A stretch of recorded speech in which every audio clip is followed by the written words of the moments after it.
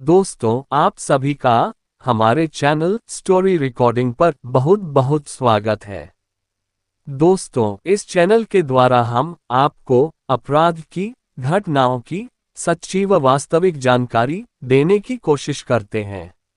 तो चलिए अब आज की कहानी शुरू करते हैं। एक इंजीनियर पति ने अपनी पत्नी को हीरे का हार देने के बहाने उसकी रस्सी से गला दबाकर हत्या कर दी और इसके बाद उसके गले को चाकू से भी रेत दिया। इतना सब कुछ करने के बाद उसने अपने जुर्म को छुपाने के लिए एक फिल्मी स्टाइल में साजिश रची और वह 3 दिन तक पुलिस थाने के सामने धरने पर बैठा रहा, पर अंततः उसकी यह कोशिश सफल नहीं हो पाए और उसके जुर्म ने पहुंचा दिया उसे सलाखों के पीछे।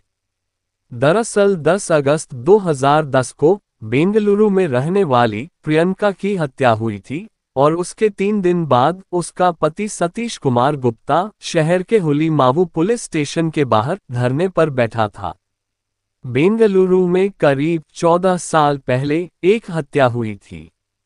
ये हत्या एक महिला की थी और इस मामले में उसका पति ही आरोपी था। इस मामले की कहानी अजीब है क्योंकि पति अपनी पत्नी को सरप्राइज देना चाहता था और उसने उसकी हत्या कर दी। सबसे बड़ी बात, जब ये हत्या हुई उसके बाद आरोपी पति पुलिस स्टेशन के बाहर हत्यारे को पकड़ने के लिए धरना दे रहा था। इसके बाद पुलिस को शक हुआ और उसने पति से ही पूछताछ शुरू कर दी। 10 अगस्त 2010 को बेंगलुरु में रहने वाली प्रियंका गुप्ता की हत्या हुई थी और उसके 3 दिन बाद उसका पति सतीश कुमार शहर के हुलीमावु पुलिस स्टेशन के बाहर धरने पर बैठा था। इस दौरान वो कह रहा था कि क्या बेंगलुरु में रहना लोगों के लिए इतना असुरक्षित है। मेरी पत्नी की हत्या कर दी गई, 3 दिन हो गए हैं और पुलिस ने दोषियों को पकड़ने के लिए अभी तक कुछ नहीं किया है, वे चुप क्यों हैं? सतीश को इसकी जानकारी नहीं थी कि वह पहले से ही पुलिस के रडार पर है। इसके 4 दिनों के भीतर वह निर्मम हत्या के आरोप में सलाखों के पीछे पहुंचा दिया गया था। वर्षों बाद सतीश को दोषी ठहराया गया और आजीवन कारावास की सजा सुनाई गई। 10 अगस्त 2010 को Hulimavu police inspector A.R. Balaram Gowda काम पर थे जब उन्हें एक हत्या के बारे में फोन आया। उन्होंने बताया कि सुबह के लगभग 7:30 बजे थे। मैं अपने स्टाफ के साथ दौड़ा और हमने कुर्सी पर बैठी हुई अवस्था में शव देखा। जब हमने मृतक महिला के पति सतीश से घर की जांच करने के लिए कहा तो उसने कहा कि लगभग 1.25 लाख रुपए के सोने के गहने और 2 लाख रुपए नकद गायब हैं। हमारे पूछने से पहले ही सतीश ने कहा कि वह हमेशा की तरह सुबह जॉगिंग के लिए घर से निकला था। प्रियंका ने उन्हें फोन पर यह कहते हुए बुलाया था कि पेपर विक्रेता होने का दावा करने वाले 2 लोग घर आए हैं। फिर सतीश के अनुसार उसने कहा कि वह उनके लौटने तक उन्हें अंदर न आने दे।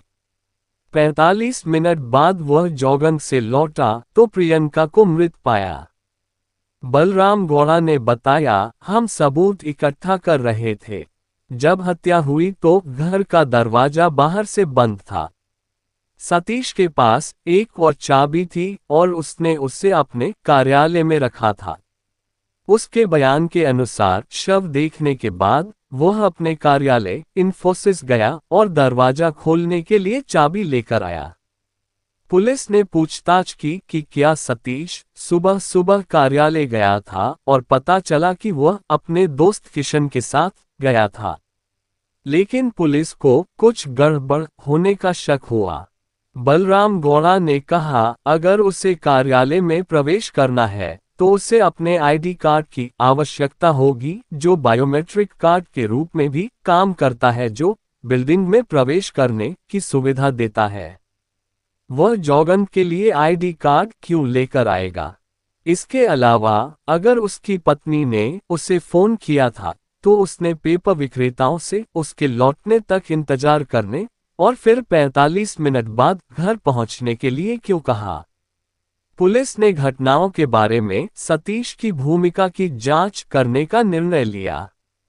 बलराम गौड़ा ने कहा, हमने अगले 3-4 दिनों तक उसकी भूमिका को नजरअंदाज करने का नाटक किया, लेकिन हम उसके फोन कॉल और अन्य चीजों पर नजर रख रहे थे। इसी अवधि के दौरान सतीश ने हुलिमावु पुलिस स्टेशन के सामने विरोध प्रदर्शन का नेतृत्व किया। हंसते हुए गौड़ा कहते हैं कि हमारी जांच पहले ही उसकी ओर इशारा कर चुकी थी और वह इतना आश्वस्त था कि पुलिस के खिलाफ विरोध प्रदर्शन कर रहा था। 4 दिन बाद हमने उससे उठाया और सारे सबूत दिखाए। उसके पास कबूल करने के अलावा कोई विकल्प नहीं था। सतीश इन्फोसिस में मैनेजर थे, वहीं Priyanka Delhi public school Bengaluru south में टीचर थी। पुलिस के मुताबिक यह एक सुनियोजित हत्या थी और सतीश का इरादा इसे डकैती का रूप देने का था, जो गलत हो गया। जांच का हिस्सा रहे एक पुलिस अधिकारी ने बताया कि उसने शहर के बाजार क्षेत्र से एक चाकू, एक नायलॉन की रस्सी, दस्ताने, अपने साइज से थोड़े बड़े एक जोड़ी स्पोर्ट के जूते और सिगरेट का एक पैकेट खरीदा था। हत्या से 3 दिन पहले सतीश ने प्रियंका को एक आश्चर्यजनक उपहार दिया। उसकी तस्वीरों वाला एक matte finish fibre sheet board उसे गिफ्ट किया था। उसने उसे अपनी आंखें बंद करने और एक कुर्सी पर बैठने के लिए कहा। जब उसकी आंख खुली तो उसकी नज़र बोर्ड पर पड़ी। वह बहुत खुश हुई और उसने फोन करके ये जानकारी अपने माता पिता से शेयर की। बाद में सतीश ने 1 सप्ताह के भीतर उससे भी ज्यादा अच्छा गिफ्ट देने का वादा किया। पुलिस के मुताबिक 10 अगस्त को सुबह करीब 5 बजे सतीश ने प्रियंका को जगाया और उसकी आंखों पर पट्टी बांध दी। उसने उसके हाथ उस कुर्सी से बांध दिए जिस पर वह बैठी थी। एक गिफ्ट की आशा करते हुए प्रियंका ने कथित तौर पर उससे पूछा कि क्या ये हीरे का हार है। उसने उससे इंतजार करने को कहा।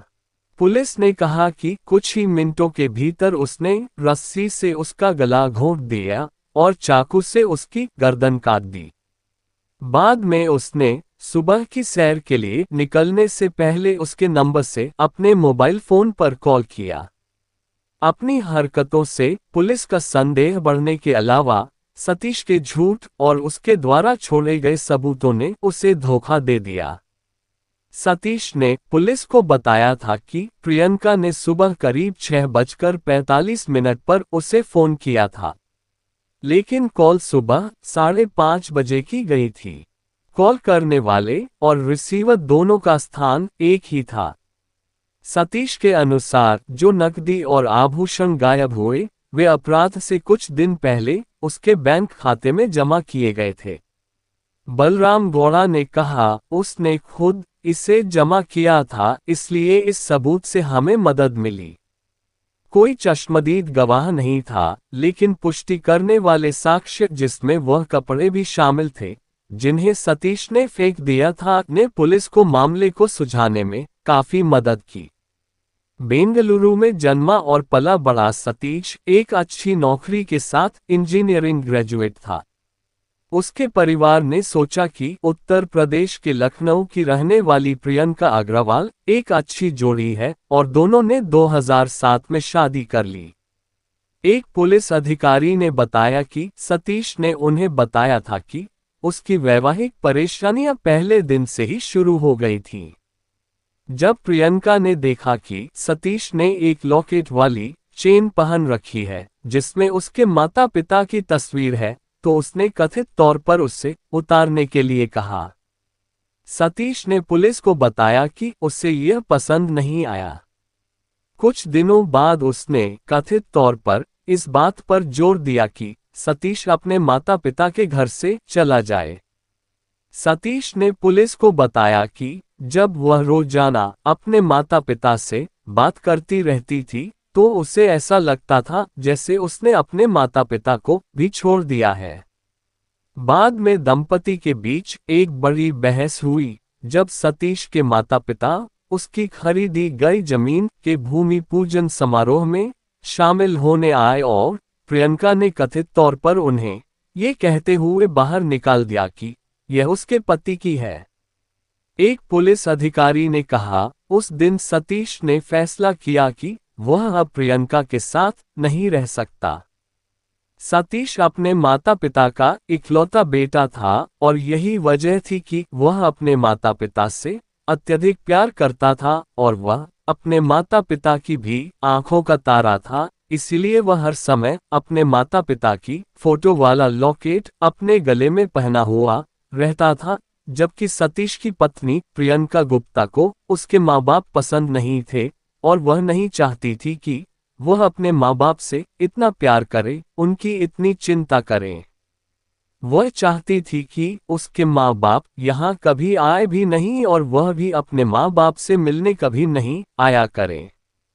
कई बार उनके बीच इस बात को भी लेकर बहस और झगड़ा हो जाया करता था कि सतीश ग्रेजुएट पढ़ा था जबकि प्रियंका पोस्ट ग्रेजुएशन की हुई थी।